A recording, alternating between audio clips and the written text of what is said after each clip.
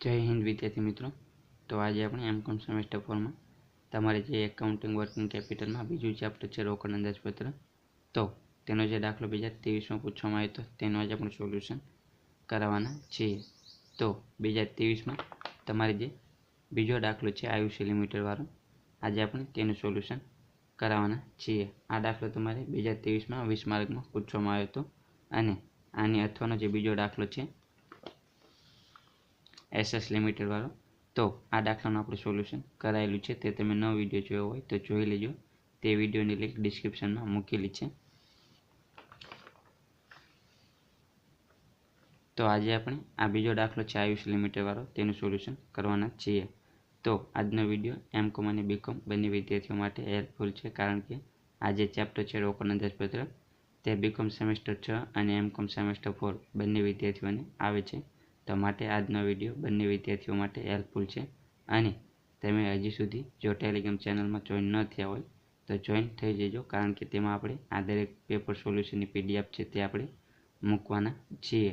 અત્યારે આપણે આ જે એકાઉન્ટિંગ ફોર વર્કિંગ કેપિટલ છે તો તેના જે 2019થી લઈ 2023 સુધીના જે પેપર છે પ્રશ્ન પેપર, તેની પીડીએફ આપણે તેમાં મૂકેલી છે। તો તેમાં જોઈન તમે ઝડપથી થઈ જજો। ટેલિગ્રામની લિંક ડિસ્ક્રિપ્શનમાં આપેલી છે, અથવા તો ટેલિગ્રામમાં જે તમે દિલીપ ચાવડા ઓફિશિયલ સર્ચ કરીને તેમાં જોઈન થઈ જજો। તો ચાલો આપણે સૌપ્રથમ આ દાખલાની રકમ જોઈએ, ત્યાર પછી આનું સોલ્યુશન કરીએ। તો આપણને કીધેલું છે કે આયુષ્ય લિમિટેડ નીચેની માહિતી પૂરી પાડે છે। તો આપણે જોઈએ તો આપણને સૌપ્રથમ પહેલો હવાલો આપેલો છે કે તારીખ 1 એપ્રિલ 2023ના રોજ રોકડ શિલ્લક 3,70,000ની છે, એટલે કે આપણને એપ્રિલ મહિના માટેની શરૂઆતની રોકડ શિલ્લક આપેલી છે 3,70,000। તો આપણે તે ધ્યાનમાં લઈશું। ત્યાર પછી આપણને બીજા હવાલામાં અંદાજિત વેચાણ પડતર આપેલી છે।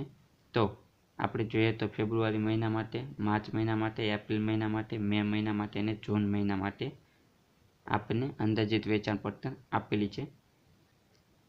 ત્યાર પછી આપણે ત્રીજા હવાલામાં ફેબ્રુઆરી મહિનાના વેચાણ પડતરની વિગતો નીચે મુજબ આપેલી છે, જેમાં આપણને માલ સામાન આપેલો છે 3,20,000નો, મજૂરી 2,40,000 અને ચલિત પરોક્ષ ખર્ચા 2,40,000। એટલે કે આપણને ફક્ત ફેબ્રુઆરી મહિના માટે માલ સામાન, મજૂરી અને ચલિત પરોક્ષ ખર્ચા આપેલા છે। તો આના આધારે આપણે બાકીના મહિના માટેના માલ સામાન, મજૂરી અને ચલિત પરોક્ષ ખર્ચની ગણતરી કરવાની થશે। ત્યાર પછી આપણને ચોથા નંબરનો હવાલો આપેલો છે કે સ્થિર પરોક્ષ ખર્ચ દર મહિને 56,000 છે, જેમાં 16,000નો ઘસારો સમાવેશ થાય છે। સ્થિર પરોક્ષ ખર્ચા તે જ માસમાં ચૂકવાય છે, એટલે કે દર મહિને સ્થિર પરોક્ષ ખર્ચા કેટલા થાય છે? 56,000ના થાય છે, અને તેમાં ઘસારો કેટલા હજારનો સમાયેલો છે? 16,000નો। તો આપણે સ્થિર પરોક્ષ ખર્ચમાંથી ઘસારાના બાદ કરીશું 16,000, તો આપણને 40,000 રકમ મળશે ઘસારા બાદની, એટલે કે ઘસારા બાદના સ્થિર પરોક્ષ ખર્ચા 40,000 આવશે। અને સ્થિર પરોક્ષ ખર્ચની ચૂકવણી તે જ માસમાં કરવાની છે। તો માટે આપણે જેટલા માસ માટેનું રોકડ અંદાજપત્ર બનાવીશું તેટલા માસ માટે આપણે સ્થિર પરોક્ષ ખર્ચા દરેક મહિને કેટલા આવશે? 40,000ના આવશે। ત્યાર પછી આપણને પાંચમા નંબરનો હવાલો આપેલો છે કે 20% રોકડ વેચાણ છે, એટલે કે કુલ વેચાણની આપણે ગણતરી કરીશું। આપણને કુલ વેચાણ આપેલું નથી, પરંતુ આપણે તેની ગણતરી કરવી પડશે। તો કુલ વેચાણની ગણતરી કરીશું તો તેમાં 20% રોકડ વેચાણ સમાયેલું છે, એટલે કે બાકીનું 80% ઉધાર વેચાણ ગણાશે। તો આપણે જે ઉધાર વેચાણ કરીશું તેના નાણાં આપણને દેવાદારો પાસેથી કઈ રીતે મળશે? તો તે અંગે પણ આપણને સૂચના આપેલી છે કે ઉધાર વેચાણના 50% નાણાં વેચાણ પછીના મહિનામાં, 40% નાણાં વેચાણ પછીના બીજા મહિને અને બાકીના 10% નાણાં વેચાણ પછીના ત્રીજા મહિને મળશે। એટલે કે આપણે જે ઉધાર વેચાણ કરીશું તો તેના નાણાં આપણને કઈ રીતે મળશે? તો આપણે દાખલા તરીકે ફેબ્રુઆરીમાં ઉધાર વેચાણ કર્યું તો તેના 50% નાણાં આપણને માર્ચમાં મળશે, તેના 40% નાણાં આપણને એપ્રિલમાં મળશે અને તેના 10% નાણાં આપણને મે મહિનામાં મળશે। તો તે રીતે આપણને 3 માસમાં ઉધાર વેચાણના નાણાં મળશે। ત્યાર પછી આપણને છઠ્ઠા નંબરનો હવાલો કીધેલો છે કે કુલ વેચાણ પર 2% કમિશન વેચાણ પછીના મહિનામાં ચૂકવવાનું છે, એટલે કે આપણે જે કુલ વેચાણની ગણતરી કરીશું તેના પર આપણે 2% લેખે કમિશન ચૂકવવાનું છે। ત્યાર પછી આપણે સાતમા નંબરનો હવાલો કીધેલો છે કે ખરીદી 1 મહિનો અગાઉ કરવાની છે, એટલે કે આપણને જે માલ સામાન આપેલો છે તો માલ સામાનની ખરીદી આપણે ક્યારે કરવાની? 1 મહિનો અગાઉ કરવાની છે। અને ખરીદ પરતનો અંદાજ નીચે મુજબ છે, એટલે કે આપણે જે માલ સામાનની ખરીદી કરી તો તેમાંથી આપણે ફેબ્રુઆરીમાં 24,000નો જે માલ ખરીદ્યો હતો તે આપણે પરત કરીશું 24,000નો માલ, પછી માર્ચ મહિનામાં આપણે 12,000નો માલ સામાન પરત કરીશું. એપ્રિલ મહિનામાં આપણે 40,000નો માલ સામાન પરત કરીશું અને મે માસમાં આપણે 16,000નો માલ સામાન પરત કરવાનો છે. ત્યાર પછી આપણને કીધેલું છે કે 50% ખરીદીની ચૂકવણી ખરીદી પછીના પ્રથમ મહિનામાં કરવામાં આવે છે અને બાકીની ખરીદી પછીના બીજા મહિને કરવામાં આવે છે. એટલે કે આપણે જે ઉધાર ખરીદી કરીશું તો તેની ચૂકવણી કઈ રીતે કરવાની, તો 50% ખરીદી પછીના મહિને, એટલે કે આપણે ફેબ્રુઆરીમાં ઉધાર ખરીદી કરી હોય તો ફેબ્રુઆરીના જે ઉધાર ખરીદી કરી તેના 50% નાણાં આપણે માર્ચમાં ચૂકવવાના અને બાકીના 50% નાણાં આપણે એપ્રિલમાં ચૂકવવાના થશે. એટલે કે જે માસમાં ઉધાર ખરીદી કરી હોય તેના 2 માસમાં આપણે ઉધાર ખરીદીના નાણાં 50% લેખે આપણે ચૂકવવાના થશે. ત્યાર પછી આપણને 8મા નંબરનો હવાલો આપેલો છે, જેમાં આપણને કીધેલું છે કે મજૂરી ચૂકવવાનો સમયગાળો 1/4 માસ છે અને ચલિત પરોક્ષ ખર્ચા ચૂકવવાનો સમયગાળો 1/3 માસ છે. તો આને આપણે ટકાવારી કાઢીશું તો આપણને ગણતરીમાં સરળતા રહેશે. તો 1/4 એટલે કે 25% થશે. એટલે કે આપણી જે મજૂરી છે તેના 25% મજૂરી આપણે બીજા મહિને ચૂકવવાની, જ્યારે 75% ભાગની મજૂરી આપણે તે જ માસમાં ચૂકવવાની. તેવી જ રીતે જે ચલિત પરોક્ષ ખર્ચા છે તેની ચૂકવણી આપણે 1/3 માસમાં કરવાની, એટલે કે 50% તે જ માસમાં ચૂકવણી કરવાની અને 50% બીજા માસમાં ચૂકવણી કરવાની થશે. ત્યાર પછી આપણને 9મો હવાલો આપેલો છે કે એપ્રિલ મહિનામાં આવકવેરાના 60,000 ચૂકવવા પાત્ર છે અને મે મહિનામાં 56,000 બોનસના ચૂકવવા પાત્ર છે. એટલે કે આપણે એપ્રિલ મહિનામાં આવકવેરાના 60,000 ચૂકવવાના થશે અને મે માસમાં 56,000 બોનસના ચૂકવવાના થશે. ત્યાર પછી આપણને લાસ્ટ હવાલો આપેલો છે 10મો કે કાચા નફાનો દર વેચાણ પર 20% છે. એટલે કે આપણે જે વેચાણ કરીશું તેના પર 20% આપણને નફો મળશે. ત્યાર પછી આપણને કીધેલું છે લાસ્ટમાં કે આયુષ્ય લિમિટેડની ઉપરોક્ત માહિતી પરથી એપ્રિલથી જૂન 2023 માટે રોકડ અંદાજપત્ર તૈયાર કરો. તો આપણે અહીં એપ્રિલ, મે અને જૂન 3 માસનું રોકડ અંદાજપત્ર બનાવવાનું છે. તો ચાલો આપણે આ દાખલાનું સોલ્યુશન કરીએ. તો જ્યારે પણ તમને આ રીતનો દાખલો પૂછાય ત્યારે તમારે સૌપ્રથમ આ રીતે રોકડ અંદાજપત્ર તૈયાર કરવાનું. તો આયુષ્ય લિમિટેડના ચોપડામાં એપ્રિલથી જૂન માસ માટેનું રોકડ અંદાજપત્ર એટલે કે કેશ બજેટ. તો વિગત એપ્રિલ, મે અને જૂન. તો સૌપ્રથમ આપણે રોકડ અંદાજપત્રમાં શરૂઆતની રોકડ શિલ્લક લખીશું, એટલે કે ઓપનિંગ કેશ બેલેન્સ આવશે. તો દરેક દાખલામાં તમને શરૂઆતની રોકડ શિલ્લક પ્રથમ મહિના માટે આપેલી હશે. તો આપણે અહીં પ્રથમ મહિનો એપ્રિલ છે તો આપણને એપ્રિલ મહિના માટેની આખર શિલ્લક આપેલી છે. તો આપણે જોઈએ તો આપણને સૌપ્રથમ પહેલો હવાલો આપેલો છે કે તારીખ 1 એપ્રિલ 2023ના રોજ રોકડ શિલ્લક 3,70,000ની છે. એટલે કે શરૂઆતની રોકડ શિલ્લક એપ્રિલ મહિના માટે કેટલી આવશે? 3,70,000. તો આપણે એપ્રિલ મહિના માટેની શરૂઆતની રોકડ શિલ્લક લખીશું 3,70,000. ત્યાર પછી આપણને મે માસ અને જૂન માસ માટે કઈ રીતે શરૂઆતની રોકડ શિલ્લક મળશે? તો આપણે જે એપ્રિલ મહિના માટે શરૂઆતની રોકડ શિલ્લક મળશે તેમાં રોકડ આવકો પ્લસ કરીશું, એટલે કે ઉમેરીશું. તો આપણને મળશે કુલ રોકડ આવકો. તેમાંથી આપણે કુલ રોકડ આવકો બાદ કરીશું તો આપણને મળશે આખર શિલ્લક. તો જે એપ્રિલ મહિના માટેની આખર શિલ્લક હોય તે મે મહિના માટે શું બનશે? શરૂઆતની રોકડ શિલ્લક બનશે. તેવી જ રીતે મે મહિનાની આખર શિલ્લક હોય તે જૂન મહિના માટે શરૂઆતની રોકડ શિલ્લક બનશે. તો આ રીતે આપણને બાકીના મહિના માટેની શરૂઆતની રોકડ શિલ્લક મળશે. તો ચાલો હવે આપણે દાખલામાં જે હવાલા આપેલા છે તે 1 by 1 જોતા જઈએ અને તેની એન્ટ્રી કરતા જઈએ. તો સૌપ્રથમ આપણને દાખલામાં અંદાજિત વેચાણ પડતર આપેલી છે. તો આપણને આ દાખલામાં કુલ વેચાણ આપેલું નથી. તો સૌપ્રથમ આપણે અંદાજિત વેચાણ પડતર આપેલું છે અને આપણને વેચાણ પર કાચા નફાનો દર આપેલો છે. તો આ બંનેને આધારે આપણે કુલ વેચાણની ગણતરી કરીશું. ત્યાર પછી આપણને કુલ વેચાણ અંગે હવાલો આપેલો છે કે કુલ વેચાણમાં 20% રોકડ વેચાણ સમાયેલું છે અને 80% ઉધાર વેચાણ. તો આપણે તેની ગણતરી કરવાની છે. તો ચાલો હવે આપણે વર્કિંગ નોટ ટેક કરીએ. તો વર્કિંગ નોટ ટેક આવશે કુલ વેચાણ અંગેની ગણતરી. તો સૌપ્રથમ આપણે કુલ વેચાણની ગણતરી કરીશું. ત્યાર પછી તેમાં જે રોકડ વેચાણ અને ઉધાર વેચાણ સમાયેલું છે તેની ગણતરી કરીશું. તો કુલ વેચાણ આપણને કઈ રીતે મળશે? તો સૌપ્રથમ આપણને દાખલામાં વેચાણ માલની પડતર આપેલી છે, એટલે કે અંદાજિત વેચાણ પડતર આપેલી છે ફેબ્રુઆરીથી લઈને જૂન મહિના સુધીની. તો સૌપ્રથમ આપણે તે ધ્યાનમાં લઈશું. તો ફેબ્રુઆરી મહિના માટેની વેચાણ પડતર આપણે લખીશું 8 લાખ, માર્ચ મહિના માટે 9,60,000, એપ્રિલ મહિના માટે 12,80,000, મે મહિના માટે 16 લાખ અને જૂન મહિના માટે 14,40,000.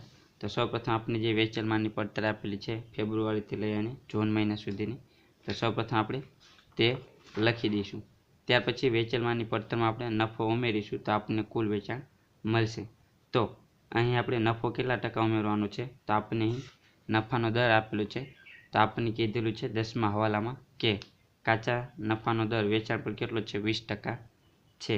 તો વેચાણ પર 20% છે તો પડતર પર કેટલા ટકા નફાનો દર ગણાશે, તો પડતર પર 25% નફાનો દર ગણાશે. તો આપણે પડતર પર 25% નફાનો દર ધ્યાનમાં લઈશું તો આપણને મળશે કુલ વેચાણ.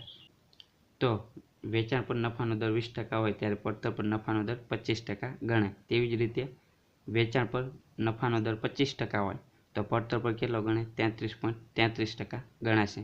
તો આ અંગેની જે વિગત છે, માહિતી છે કે વેચાણ પર નફાનો દર આટલો હોય તો પડતર પર નફાનો દર આપણે કેટલો ધ્યાનમાં લેવાનો, તે અંગેની માહિતી હું તમને શોર્ટ વિડીયો થ્રુ આપી દઈશ. તો તમે હજી સુધી ચેનલને સબસ્ક્રાઈબ ન કરી હોય તો સબસ્ક્રાઈબ કરી દેજો અને બેલ આઇકન પ્રેસ કરી દેજો, જેથી તે વિડીયોની નોટિફિકેશન તમને મળી રહે.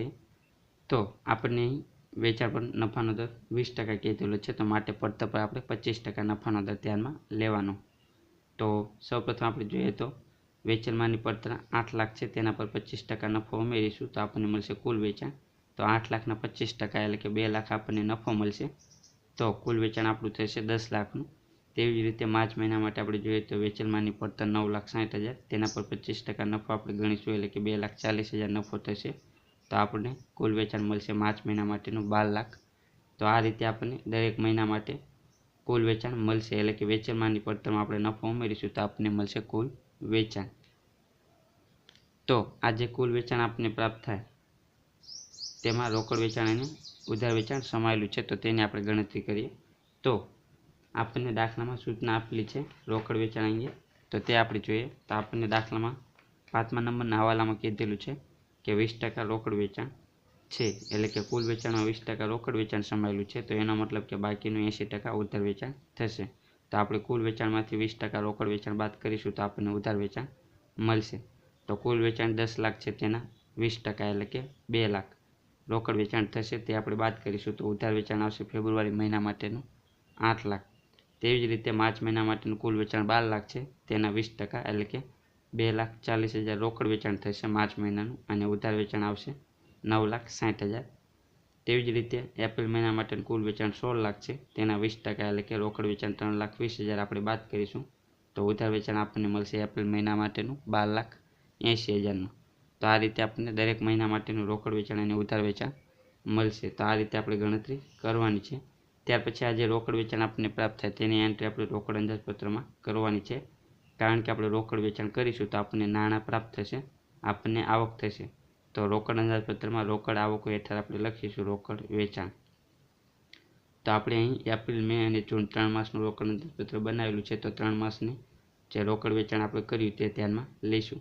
તો રોકડ વેચાણ આપણે જોઈએ એપ્રિલ મહિના માટેનું 3,20,000 ધ્યાનમાં લેવાનું, મે મહિના માટેનું 4 લાખ અને જૂન મહિના માટે 3,60,000નું રોકડ વેચાણ થશે. તો તે આપણે તેની એન્ટ્રી રોકડ અંદાજપત્રમાં કરીએ.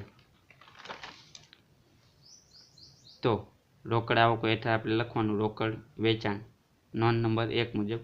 તો એપ્રિલ મહિના માટે 3,20,000 આવશે, મે મહિના માટે 4 લાખ અને જૂન મહિના માટે 3,60,000 આપણે રોકડ વેચાણ ધ્યાનમાં લઈશું. ત્યાર પછી આપણે કુલ વેચાણમાંથી રોકડ વેચાણ બાદ કર્યું તો આપણે ઉધાર વેચાણ પ્રાપ્ત થયું. તો આ ઉધાર વેચાણના નાણાં આપણે દેવાદારો પાસેથી કઈ રીતે મળશે તે અંગે પણ આપણે દાખલામાં સૂચના આપેલી છે. તો આપણને 5મા નંબરના હવાલામાં કીધેલું છે કે આપણે જે ઉધાર વેચાણ કરશું તેના નાણાં આપણને દેવાદારો પાસેથી ક્યારે મળશે. તો ઉધાર વેચાણના 50% નાણાં વેચાણ પછીના મહિને મળશે, 40% નાણાં વેચાણ પછીના બીજા મહિને અને બાકીના 10% નાણાં આપણને વેચાણ પછીના ત્રીજા મહિને મળશે. તો ઉઘરાણીની વસૂલાત એટલે કે દેવાદારો પાસેથી આપણને ઉધાર વેચાણના નાણાં કઈ રીતે મળશે. તો 50% વેચાણ પછીના માસમાં મળશે, 40% વેચાણ પછીના બીજા માસમાં અને 10% વેચાણ પછીના ત્રીજા માસમાં મળશે. એટલે કે આપણે ફેબ્રુઆરીમાં ઉધાર વેચાણ કર્યું 8 લાખનું, તો તેના 50% નાણાં આપણને વેચાણ પછીના માસમાં, તો વેચાણ પછીનો માસ એટલે કે માર્ચ આવશે. તો માર્ચ મહિનામાં આપણને 50% નાણાં મળશે, એટલે કે ફેબ્રુઆરીમાં જે ઉધાર વેચાણ કર્યું આપણે 8 લાખ, તેના 50% નાણાં આપણને માર્ચ મહિનામાં મળશે 4 લાખ. ત્યાર પછી આપણને 40% નાણાં વેચાણ પછીના બીજા મહિને મળશે. તો વેચાણ આપણે ફેબ્રુઆરીમાં કર્યું તો વેચાણ પછીનો પ્રથમ માસ એટલે કે માર્ચ આવશે અને વેચાણ પછીનો બીજો મહિનો એટલે કે એપ્રિલ આવશે. તો એપ્રિલમાં આપણને 40% નાણાં મળશે. તો 8 લાખના 40% એટલે કે 3,20,000 આપણને એપ્રિલ મહિનામાં મળશે અને બાકીના 10% આપણને વેચાણ પછીના ત્રીજા મહિને એટલે કે મે માસમાં મળશે. તો 8 લાખના 10% એટલે કે 80,000 આપણને મે માસમાં મળશે. એટલે કે તમારે ટૂંકમાં યાદ રાખવાનું છે કે આપણે ફેબ્રુઆરીમાં ઉધાર વેચાણ કર્યું તો ઉધાર વેચાણ પછીના 3 માસમાં આપણને ઉધાર વેચાણના નાણાં દેવાદારો પાસેથી મળશે.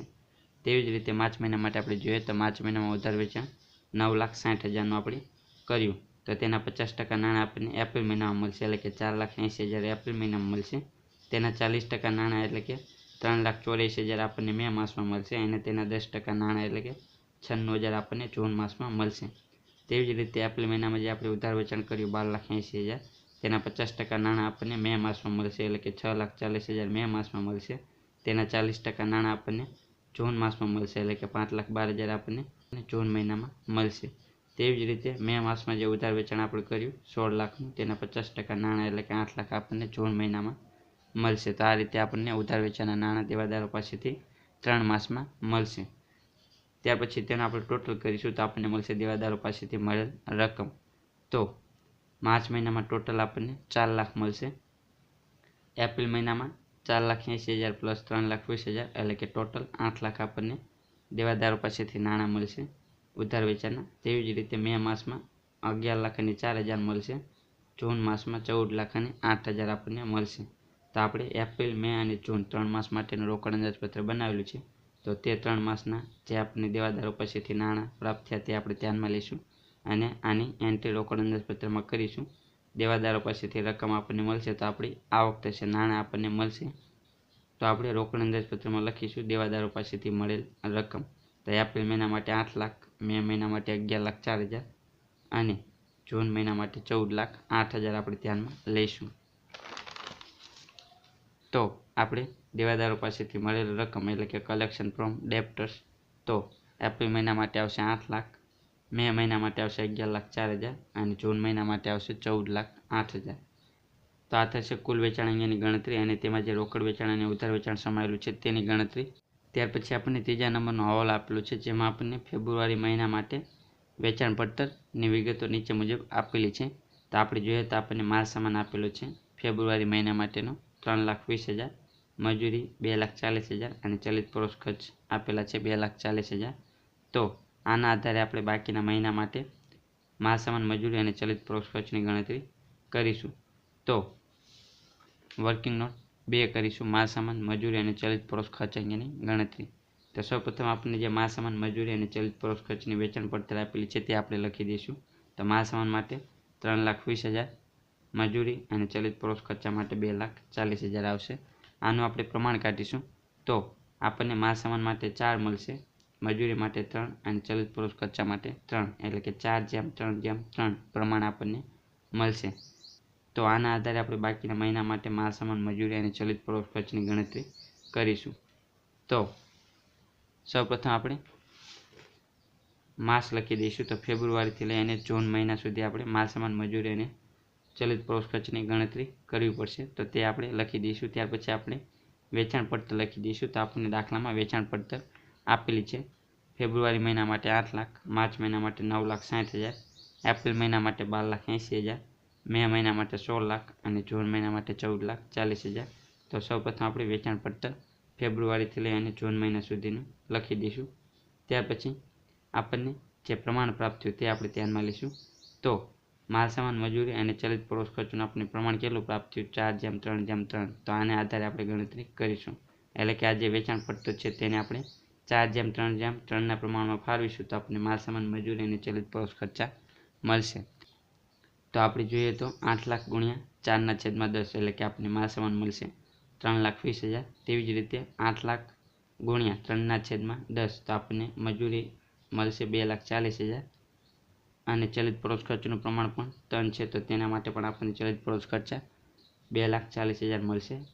ત્યાર પછી આપણે માર્ચ મહિના માટે જોઈએ તો તેની વેચાણ પડતર 9,60,000 છે. તો આને આપણે 4:3:3ના પ્રમાણમાં ફાળવીશું તો આપણને માલ સામાન 3,84,000 મળશે, મજૂરી 2,88,000 અને ચલિત પરોક્ષ ખર્ચા 2,88,000 મળશે.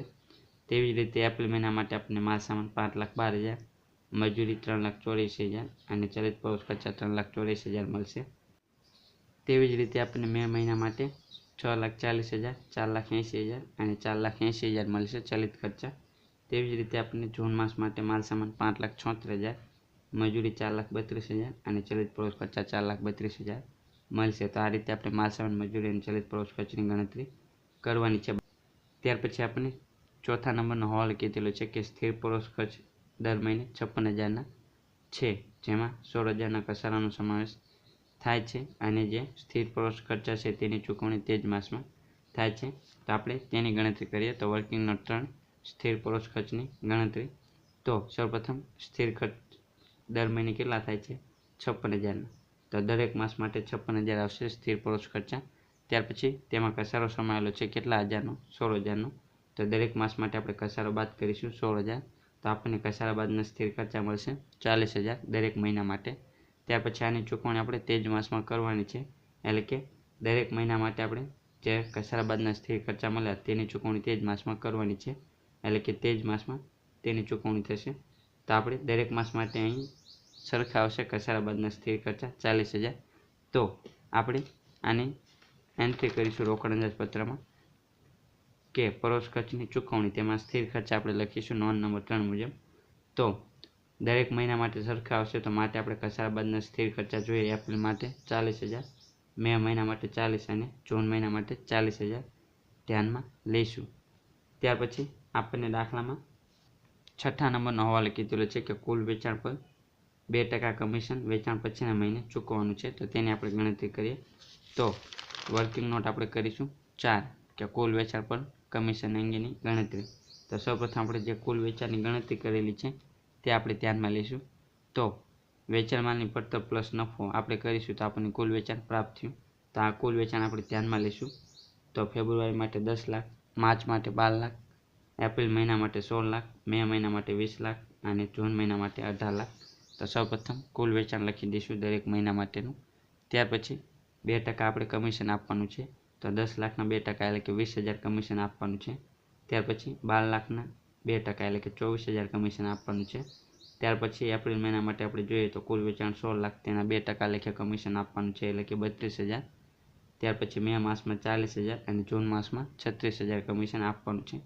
તો કમિશનની ચૂકવણી આપણે ક્યારે કરવાની છે? તો આપણને કીધેલું છે કે વેચાણ પછીના મહિને કરવાની છે, એટલે કે આપણે ફેબ્રુઆરીમાં જે વેચાણ કર્યું તેના પર જે કમિશન છે 20,000 તેની ચૂકવણી આપણે વેચાણ પછીના મહિને, એટલે કે ફેબ્રુઆરીમાં વેચાણ કર્યું તો વેચાણ પછીનો મહિનો એટલે કે માર્ચ, એટલે કે 1 મહિના પછી આપણે ચૂકવણી કરવાની છે. તો જે કમિશન છે 20,000 ફેબ્રુઆરીનું તેની ચૂકવણી માર્ચમાં કરીશું. તેવી જ રીતે જે માર્ચનું છે કમિશન 24,000 તેની ચૂકવણી એપ્રિલમાં કરીશું.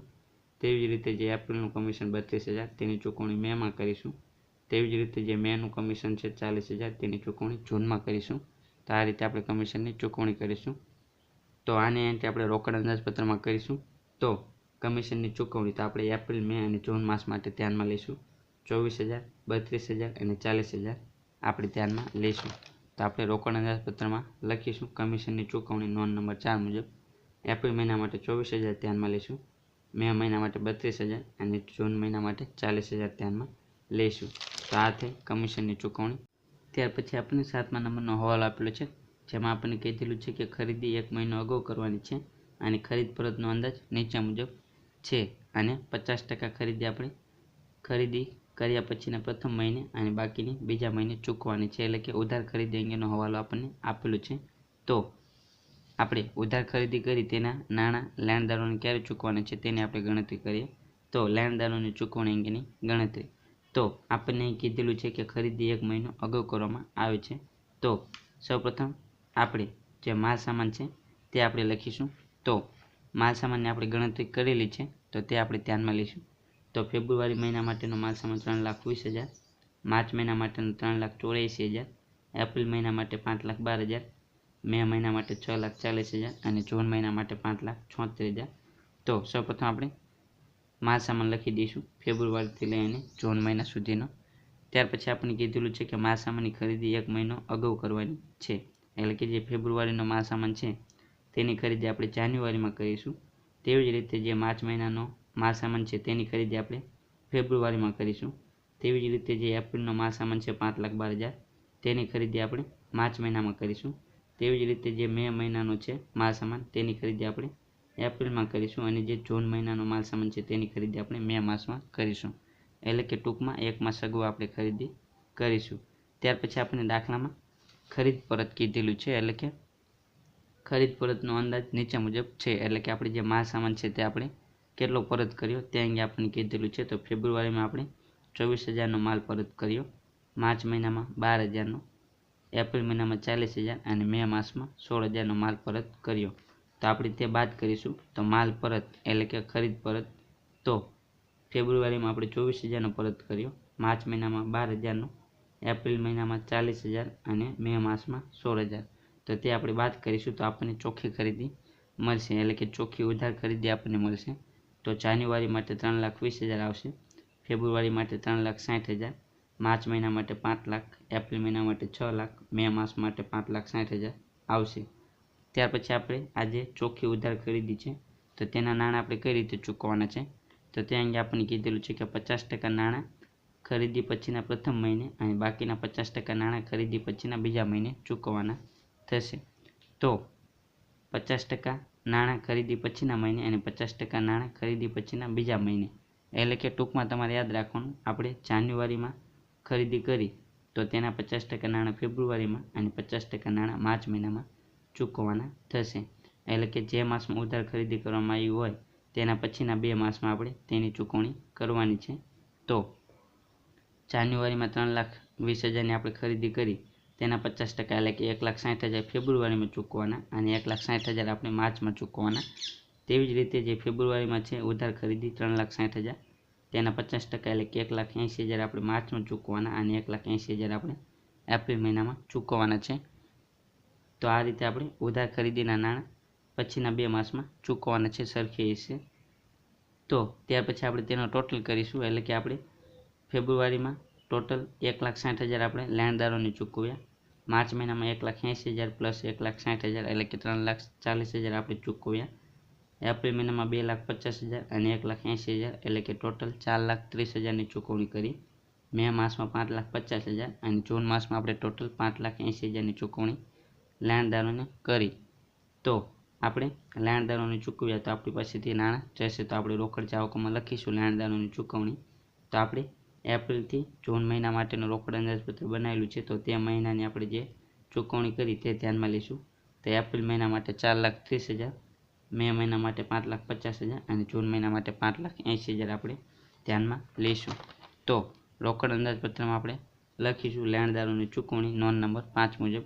તો એપ્રિલ મહિના માટે 4,30,000ની ચૂકવણી કરી, મે માસમાં 5,50,000 અને જૂન મહિનામાં 5,80,000ની ચૂકવણી આપણે કરી, તો તે ધ્યાનમાં લેવાની. તો આ થશે લેણદારોની ચૂકવણી અંગેની ગણતરી. ત્યાર પછી આપણને 8મા નંબરનો હવાલો આપેલો છે, જેમાં આપણે કીધેલું છે કે મજૂરી ચૂકવવાનો સમયગાળો 1/4 માસનો છે. તો આની આપણે ટકાવારી કાઢીશું જેથી ગણતરીમાં આપણને સરળતા રહે.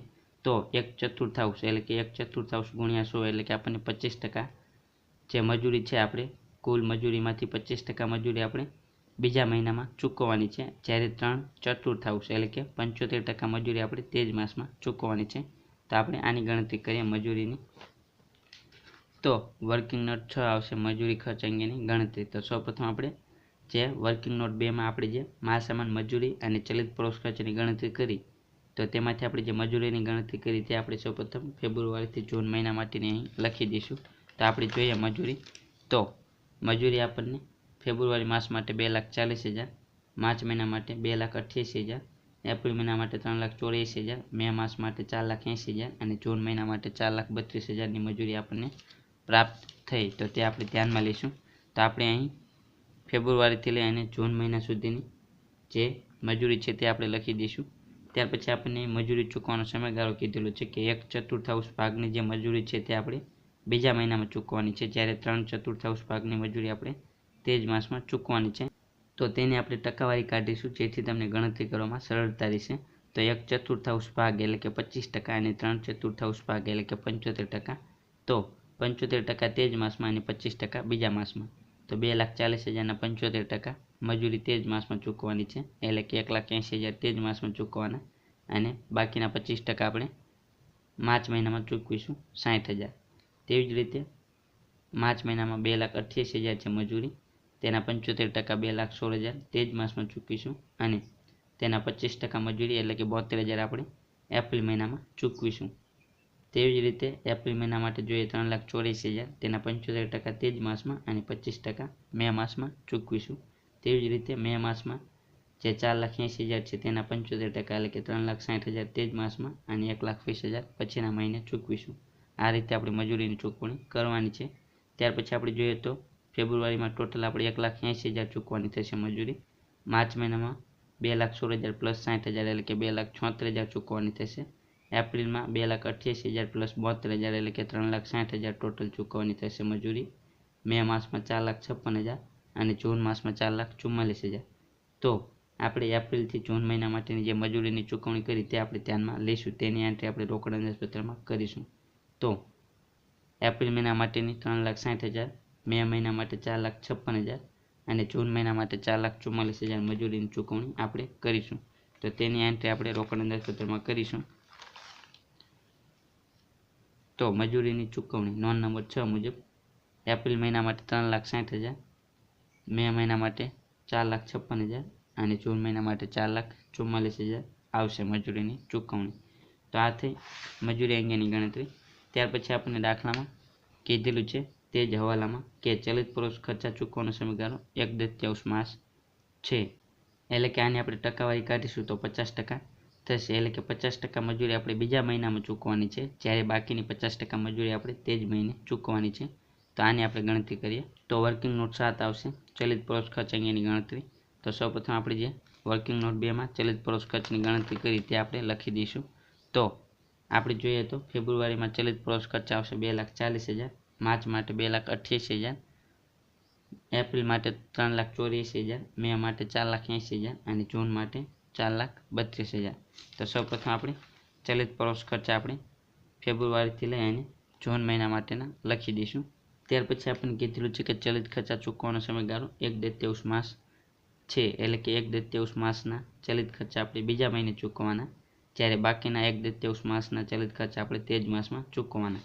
તો તેની આપણે ટકાવારી કાઢીશું તો 50% થશે, એટલે કે 50% તે જ માસમાં ચૂકવવાના અને 50% બીજા મહિને ચૂકવવાના. તો ફેબ્રુઆરીમાં 2,40,000 છે તેના 50% એટલે કે 1,20,000 તે જ માસમાં ચૂકવવાના અને બાકીના 1,20,000 બીજા મહિને એટલે કે માર્ચ મહિનામાં ચૂકવવાના. તેવી જ રીતે 2,88,000 તેના 50% એટલે કે 1,44,000 તે જ માસમાં ચૂકવવાના અને બાકીના 1,44,000 એપ્રિલ મહિનામાં ચૂકવવાના. તેવી જ રીતે એપ્રિલ મહિનામાં 3,84,000 છે ચલિત ખર્ચા, તેના 50% એટલે કે 1,92,000 તે જ માસમાં ચૂકવવાના, બાકીના 1,92,000 મે માસમાં ચૂકવવાના. અને તેવી જ રીતે મે માસમાં જે 4,80,000 છે તેના 50% એટલે કે 2,40,000 તે જ માસમાં ચૂકવવાના અને બાકીના 2,40,000 જૂન માસમાં ચૂકવવાના.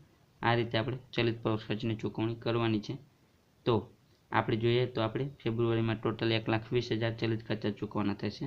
માર્ચ મહિનામાં 1,44,000 પ્લસ 1,20,000 એટલે કે 2,64,000 ચૂકવવાના થશે.